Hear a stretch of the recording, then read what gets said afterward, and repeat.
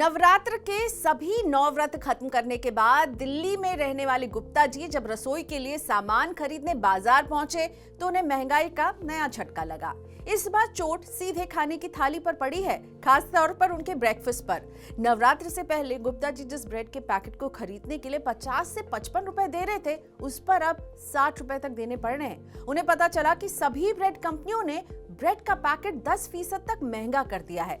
नवरात्र से पहले harvest gold का ब्रेड पैकेट जहां 55 रुपए में मिल रहा था, अब 60 रुपए का हो गया है। इसी तरह इंग्लिश ओवन और ब्रिटानिया ने भी अपने ब्रेड के पैकेट के दाम को 50 रुपए से बढ़ाकर 55 रुपए कर दिया है। ब्रेड का बढ़ा हुआ भाव देखकर गुप्ता जी को हम याद आए, यानी मनी 9 की उस रिपोर्ट का ध्यान आया जिसमें मनी 9 ने नवरात्र से पहले ही ब्रेड के महंगा होने की आशंका बताई थी।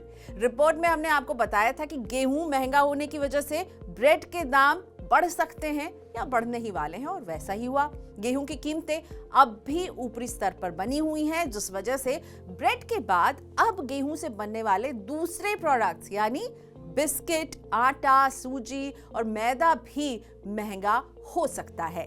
दिल्ली में गेहूं का भाव 3,000 रुपए प्रति क्विंटल के ऊपर बना हुआ है और गेहूं की डिमांड और सप्लाई को लेकर जो स्थिति बनी हुई है, उसे देखते हुए लग रहा है कि नई फसल आने तक गेहूं के भाव में कमी की संभावना अब कम है और नई फसल अगले साल मार्च के बाद ही आएगी। केंद्रीय पूल में गेहूं के स्टॉक पर नजर डालें तो वो काफी नीचे आ गया है। 1 अक्टूबर तक केंद्रीय पूल में करीब 238 लाख टन गेहूं का स्टॉक दर्ज किया गया।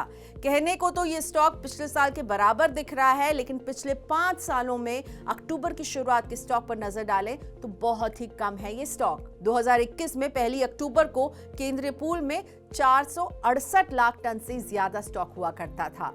2020 और 2019 का स्टॉक भी कम नहीं था।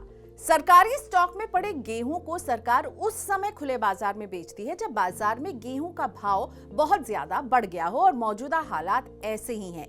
गेहूं का भाव तो बढ़ा हुआ है, लेकिन सरकारी स्टॉक में उतना गेहूं ही नहीं है जिसे सरकार बेहिचक खुले बाजार में बेच सके। ऊपर से सरकार ने यह भी बोल दिया है कि फ्री राशन स्कीम में गेहूं की सप्लाई पहले के मुकाबले बढ़ाई जाएगी, यानी खुले बाजार में गेहूं बेचने के लिए नई फसल तक इस मामले में सरकार के हाथ बंधे रह सकते हैं। और तब तक गुप्ता जी को भी ब्रेड और बिस्किट के साथ साथ आटा, मैदा और सूजी के लिए ज्यादा पैसे देने पड़ सकते हैं, क्योंकि पूरी स्थिति तो ऐसी ही बन रही है। गेहूं महंगा है और गेहूं से बनने वाले प्रोडक्ट महंगे हो रहे हैं। अभी ब्रेड से शुरुआत हुई है और इसका असर दूसरे प्रोडक्ट पर हम आने वाले समय में देख सकते हैं।